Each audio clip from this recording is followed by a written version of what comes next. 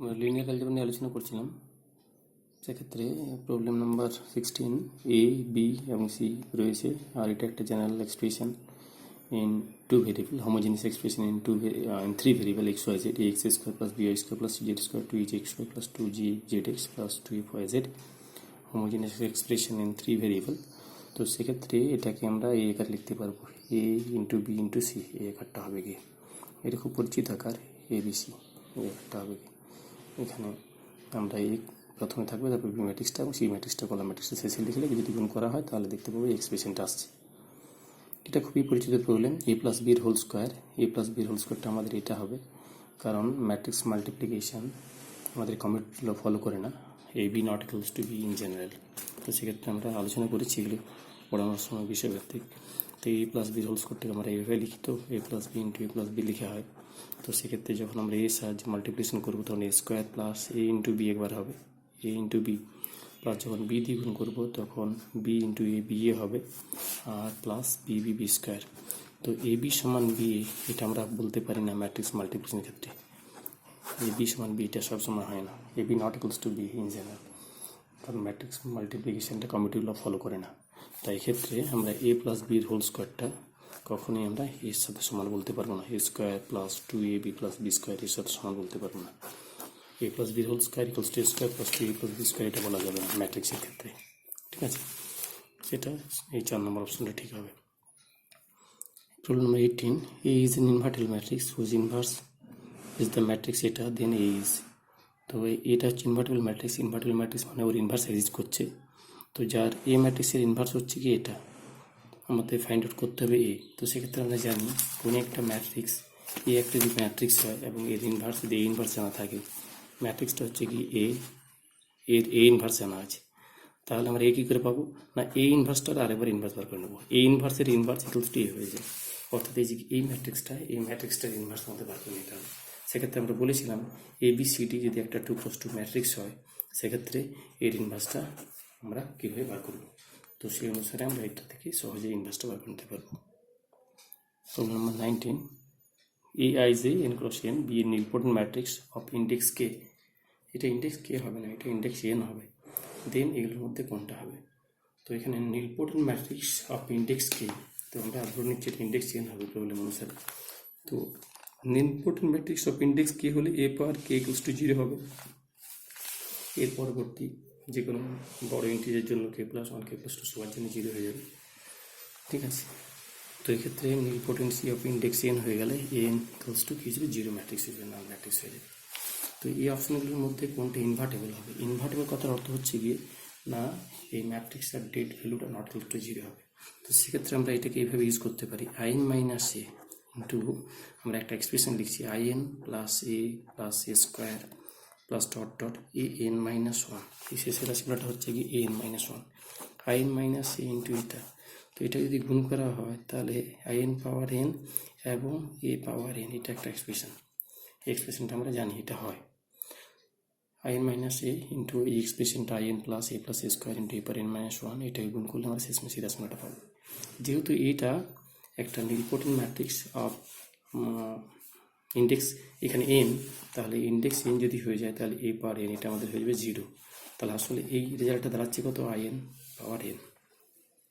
In power N বা I N power এনটাই তো আসলে আইএন, ঠিক আছে? আই স্কোয়ার, আই স্কোয়ারটা আই এন, আই এন এর কিউটা আই এন, এটা আমরা সেই এন মাইনাস বি এন এর ফর্মুলার মতো করে লিখলাম আর কি। তো আইএন পাওয়ার এনটা আসলে আইএনই, তাহলে রেজাল্টটা কি দাঁড়া আইএন। এখন যদি ডেট নেওয়া হয়, ডেট নিলে কী হয়ে যাবে, det of I N equals to 1, তাহলে 1 মানে নট ইকুয়ালস টু 0, তাহলে কি যাবে ম্যাট্রিক্সটা ইনভার্টেবল হয়ে যাবে। তাহলে এক্ষেত্রে আমরা বলতে পারি আইএন মাইনাস এ এটা হয়ে যাবে আমাদের ইনভার্টেবল। পরবর্তী প্রবলেম, এই প্রবলেমটা পড়েছে বিগত এসএসসিতে। এই যে ম্যাট্রিক্সটা, এটা একটা অর্থোগোনাল ম্যাট্রিক্স হয়। আমরা ওই 2Dতে যখন আমাদের অর্থোগোনাল ট্রান্সফরমেশন বা রিজিড মোশনে দেখেছি, সেক্ষেত্রে এই যে ম্যাট্রিক্সটা আমাদের এসেছে ট্রান্সফরমেশনের ক্ষেত্রে, ওল্ড কোডেন্ট এবং নিউ কোডেন্টের মধ্যে যে সম্পর্ক, সেই সম্পর্ক বার করতে আমরা এই ম্যাট্রিক্সটা পেয়েছি। এই ম্যাট্রিক্সটা হয়ে যায় অর্থোগোনাল ম্যাট্রিক্স। নতুন তোমরা ভেরিফাই করে দেখতে পারো অর্থোগোনাল ম্যাট্রিক্সের কন্ডিশন কী ছিল, A transpose equals to A ট্রান্সপোজে ইকুয়ালস টু যদি আইএন হোল্ড করে তাহলে অর্থোগোনাল ম্যাট্রিক্স বলা হয়। এক্ষেত্রে এই যে ম্যাট্রিক্সটা A equals to cos theta sine theta equals to cos theta sine theta minus sine theta cos theta, এই ম্যাট্রিক্সটা হয়ে যাবে অর্থোগোনাল ম্যাট্রিক্স। অর্থোগোনাল ম্যাট্রিক্স আর একটা বৈশিষ্ট্য ছিল, সেটা হলো গিয়ে কোনো একটা ম্যাট্রিক্স অর্থোগোনাল হলে তার ডেট ভ্যালুটা প্লাস মাইনাস ওয়ানের সাথে সমান হবে গিয়ে, ঠিক আছে। অর্থোগোনাল ম্যাট্রিক্স হতে গেলে তার ডেট ভ্যালুটা প্লাস মাইনাস ওয়ানের সাথে সমান হবে। বিপরীতটা কিন্তু সত্য নয়। অর্থোগোনাল হলে ডেট ভ্যালুটা আইদার প্লাস ওয়ান বা মাইনাস ওয়ান, কিন্তু কোনো একটা ডিটারমিনেন্টের ভ্যালু প্লাস ওয়ান বা মাইনাস হলে তাকে আমি অর্থোগোনাল বলতে পারবো না। এই প্রবলেমটার উত্তর হলো কি অর্থোগোনাল। 21 প্রবলেমটা আমরা আলোচনা করেছি বিশ্বভিত্তিক আলোচনার সময়, আবার ফিরে এসেছে। দুটো স্কোয়ার ম্যাট্রিক্স দেওয়া রয়েছে, এ বি দেওয়া রয়েছে। এখান থেকে বলা হয়েছে কে আইডেম্পোর্টেন্ট হবে। আইডেম্পোর্টেন্ট কথার অর্থ হলো গিয়ে যদি এ স্কোয়ার ইকুয়ালস টু এ হয়ে যায় তাহলে এটা আইডেম্পোর্টেন্ট ম্যাট্রিক্স। তো এখানে দেখাতে বলেছি এ এবং বি কে আইডেম্পোর্টেন্ট হবে না, দুজনে আইডেম্পোর্টেন্ট হবে। তো সেক্ষেত্রে আমরা যদি প্রথমত এ স্কোয়ার আইডেম্পোর্টেন্ট কিনা সেটা আমরা বিচার করতে চাইছি। তো এ স্কোয়ার আইডেম্পোর্টেন্ট হতে গেলে এ স্কোয়ার ইকুয়ালস টু আমরা এ ইন্টু এ লিখতে পারি। এখন আমরা উপরে দেখেছিলাম এ এর মানটা এ বির সাথে সমান, তাহলে এর জায়গায় আমরা এটাকে এবি লিখতে পারি, এর জায়গায় আমরা এবি লিখতে পারি। আর এখানে এটা থাকলো, বি এ থাকলো। তো এখানে আমরা এটা এই থাকলো, আর এই জায়গাটা বসিয়ে দিচ্ছি, কারণ লিখছি since A equals to A B, এটা দেওয়া রয়েছে আমাদের। হ্যাঁ, এখানে এই যে এ ইকুয়ালস টু এবি দেওয়া রয়েছে, এখান থেকে এ ইকুয়ালস টু এবি দেওয়া রয়েছে না, তাহলে এখানে আমরা লিখে নিয়েছি। এরপরে বি এর ভ্যালু আছে, বি এর ভ্যালু কী আছে, বি এর ভ্যালু হচ্ছে বি, তাহলে বি এর ভ্যালু যদি বি হয়ে যায় তাহলে বি এর জায়গায় বি বসে দিলাম, since B equals to B. এবার আবার যে তাকিয়ে দেখি এই যে এ বির ভ্যালুটা কার সাথে সমান, এ বির ভ্যালুটা এর সাথে সমান, তাহলে আমরা কী পেলাম A square equals to A square equals to A হলে এইটা আইডেম্পোর্টেন্ট। এরপর একইরকমভাবে আমরা টেস্ট করবো বি স্কোয়ারটা বি এর সাথে সমান হচ্ছে কিনা, তাহলে বি স্কোয়ারটাকে বি ইন্টু বি লিখতে পারি। এখন বি এর জায়গায় আমাদের তো বি এর জায়গায় এটা বি লিখতে পারি, বি ইন্টু বি লিখেছি। তো এখানে বি এটা বি থাকলো। এখন এ বির যে মান, এ বির জায়গায় আমরা এ লিখতে পারি, এই যে এ বি সমান এ আছে। আবার বি মানে কত, বি এ মানে হচ্ছে কি বি, তাহলে এখানে কী পেলাম বি স্কোয়ার সমান বি, তাহলে বি স্কোয়ার সমান বি এবং এ স্কোয়ার সমান এ, তাহলে এটা আইডেম্পোর্টেন্ট, আবার এখান থেকে বিটা আইডেম্পোর্টেন্ট, তাহলে এ এবং বি দুটোই হয়ে যাবে আইডেম্পোর্টেন্ট। পরবর্তী 22 প্রবলেমটাতে আমরা জানি কোনো একটা ম্যাট্রিক্স যদি হয় তাহলে এ প্লাস এ ট্রান্সপোজটা হয়ে যায় সিমেট্রিক, আর এ মাইনাস এ ট্রান্সপোজটা স্কিউ সিমেট্রিক। মনে করার জন্য আমাদের কী করতে হয়, সিমেট্রিক বা স্কিউ সিমেট্রিক দেখাতে গেলে আমরা স্কিউ সিমেট্রিকটা দেখাচ্ছি, তাহলে স্কিউ সিমেট্রিক দেখাতে গেলে প্রথমে ট্রান্সপোজ নিয়ে নিতে হবে। ট্রান্সপোজ নিলে ট্রান্সপোজ হলো এটা হয়ে যাবে এ ট্রান্সপোজ মাইনাস এ ট্রান্সপোজের ট্রান্সপোজ। তো সেক্ষেত্রে এটা এ ট্রান্সপোজে থাকলো, এ ট্রান্সপোজ হয়ে যায় এ, এখান থেকে মাইনাস নিয়ে নিলাম, তাহলে এটা এলো। তাহলে রেজাল্টটা কী দেখালো কি, রেজাল্টটা হলো কি এ মাইনাস এ ট্রান্সপোজের transpose equals to minus of A minus A transpose. এখান থেকে কী বলতে পারি, এখান থেকে এই ম্যাট্রিক্স হচ্ছে skew symmetric matrix, A minus A transpose হবে স্কিউ সিমেট্রিক। একইরকমভাবে যদি আমরা এ প্লাস এ ট্রান্সপোজের বার করি, এ প্লাস এ ট্রান্সপোজের ট্রান্সপোজ ইকুয়ালস টু হয়ে যাবে প্রথমটা এ ট্রান্সপোজ প্লাস এ ট্রান্সপোজের ট্রান্সপোজ। তো এক্ষেত্রে এ ট্রান্সপোজটা এ ট্রান্সপোজে থাকলো, আর এ ট্রান্সপোজের ট্রান্সপোজটা হয়ে যাচ্ছে এ, এটা ঘুরিয়ে লিখলে এ প্লাস এ ট্রান্সপোজ, কারণ ম্যাট্রিক্স অ্যাডিশনটা কমিউটেটিভ। তাই এখানে দেখতে পাচ্ছি এ প্লাস এ যে ট্রান্সপোজটা এ প্লাস এ ট্রান্সপোজের সাথে সমান হয়ে যাচ্ছে। এখান থেকে বলতে পারি এ প্লাস এ ট্রান্সপোজ হচ্ছে সিমেট্রিক এবং এ মাইনাস এ ট্রান্সপোজ হচ্ছে স্কিউ সিমেট্রিক। পরবর্তী প্রবলেম এটা র্যাঙ্ক পার করতে বলেছে। তো র্যাঙ্ক পার করার জন্য আমরা যে কোনো প্রবলেমকে যদি রো রিডিউসড ইকুয়াল ফর্মে নিয়ে যাই তাহলে সবচেয়ে ভালো হয়। তো এখানে একটা ছোট ম্যাট্রিক্স রয়েছে 3x3 ম্যাট্রিক্স। তো এখানে এটা সহজে বার করে দিতে পারি, এখানে ডেট ভ্যালুটা বার করবো, ডিটারমিনেন্টই বার করবো। এখন ডিটারমিনেন্ট এ যদি নট ইকুয়ালস টু 0 হয়ে যায় তাহলে র্যাঙ্ক হয়ে যাবে 3। ডিটারমিনেন্ট এ যদি নট ইকুয়ালস টু 0 হয়ে যায় তাহলে র্যাঙ্ক হয়ে যাবে 3। এখন যদি ডিটারমিনেন্ট এ ইকুয়ালস টু 0 হয়ে যায় তাহলে র্যাঙ্ক হবে হয় 2 না হয় 1। তো সেক্ষেত্রে এর র্যাঙ্কটা আমরা এখান থেকে 2x2 একটা সাবম্যাট্রিক্স পেয়ে যাচ্ছি, এটা ডেট ভ্যালুটা হয়ে যাবে 1 - 4 - 3, অর্থাৎ 2, একটা নন জিরো 2x2 মাইনাস তো পাচ্ছি, তবে র্যাঙ্ক তো 2 হবেই। এখন যদি ডেটেটা যদি নট ইকুয়ালস টু 0 হয়ে যায় তাহলে র্যাঙ্কটা 3 হবে, আর ডেটা যদি ইকুয়ালস টু 0 হয়ে যায় তাহলে র্যাঙ্কটা আমরা 2 বলতে পারবো। তো ডিটারমিন করে দেখবে, যদি নট ইকুয়ালস টু 0 আসে তাহলে র্যাঙ্ক 3 হবে, আর নতুন এটা র্যাঙ্ক 2 হবেই। র্যাঙ্ক 2 মানে অ্যাকচুয়ালি র্যাঙ্কের ডেফিনিশন কী, র্যাঙ্কের ডেফিনিশন হচ্ছে কোনো একটা ম্যাট্রিক্সের মধ্যে সবচেয়ে বড় যে নন সিঙ্গুলার সাব ম্যাট্রিক্সটা পাবো। তো সেক্ষেত্রে এখানে আমাদের 3x3 যেটা 3x3 ম্যাট্রিক্সটা ডিটারমিনেন্ট যদি নট ইকুয়ালস টু 0 হয়ে যায় তাহলে র্যাঙ্ক হয়ে যাবে 3। এখন যদি ইকুয়ালস টু 0 হয়ে যায়, ম্যাট্রিক্স যদি সিঙ্গুলার হয়ে যায়, তাহলে এদের মধ্যে আমরা 1 2 2 1 এটা দিয়ে আমরা একটা সাব ম্যাট্রিক্স পাচ্ছি যার det value 1 - 4 - 3 not equals to 0 আসছে, তাহলে তখন র্যাঙ্ক হয়ে যাবে 2।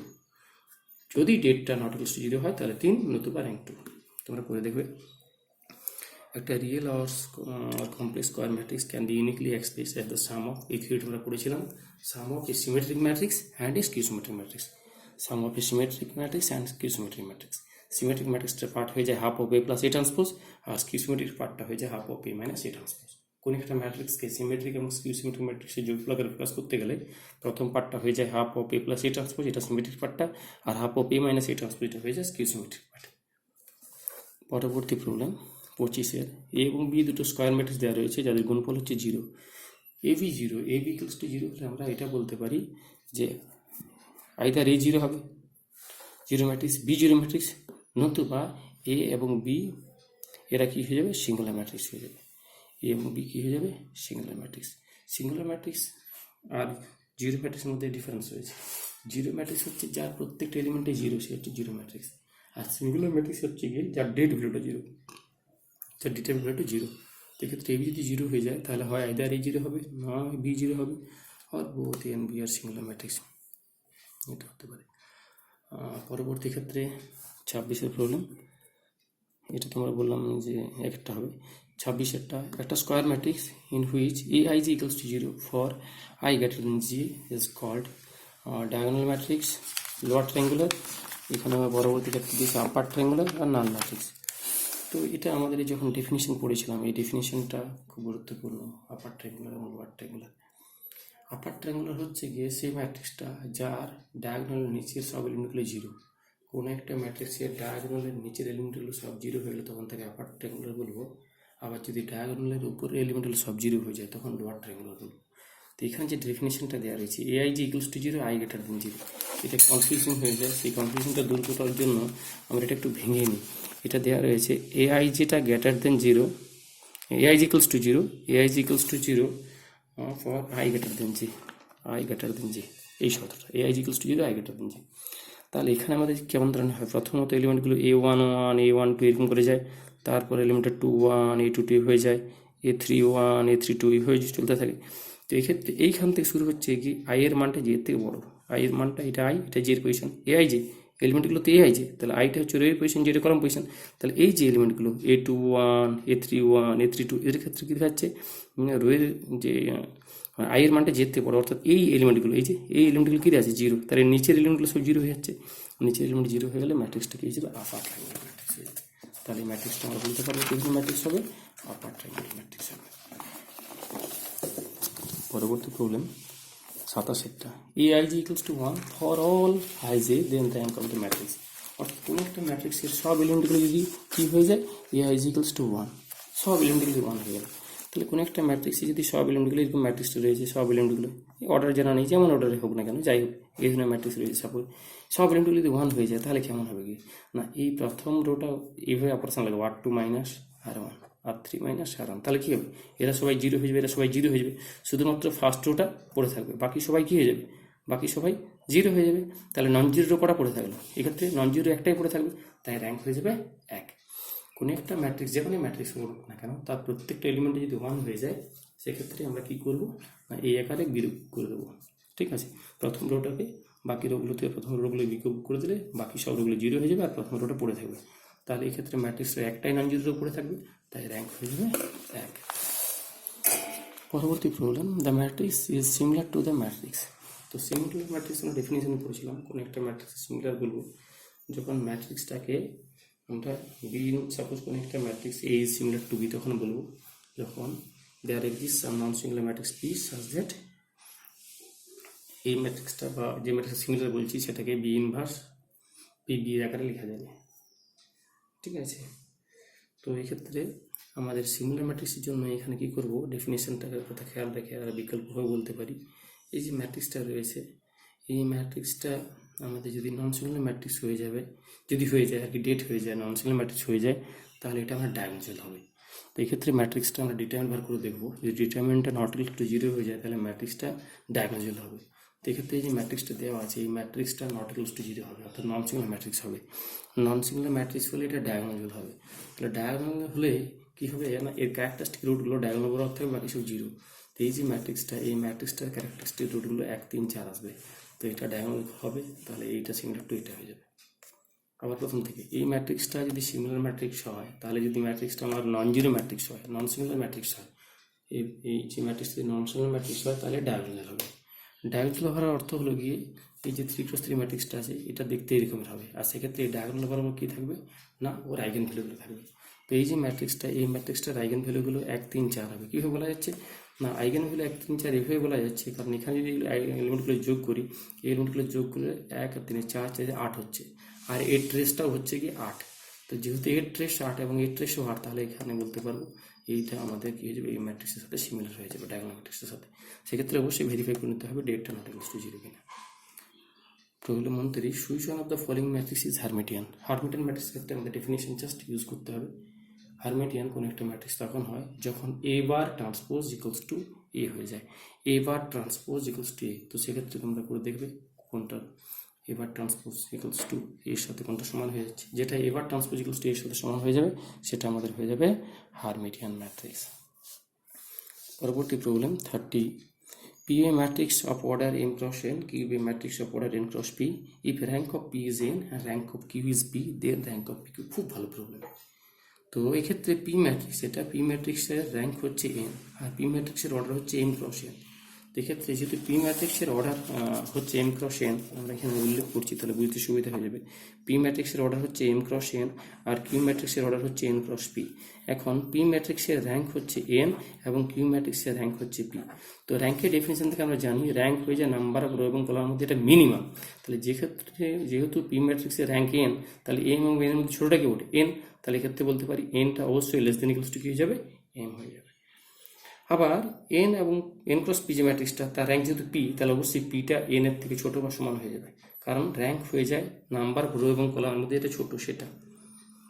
ঠিক আছে, তাহলে এক্ষেত্রে র্যাঙ্ক অফ পি দেওয়া আছে এন এবং র্যাঙ্ক অফ কিউ দেওয়া আছে পি।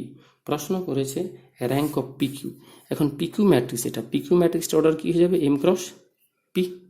পি কিউ ম্যাট্রিক্সের অর্ডার হয়ে যাবে এম ক্রস পি।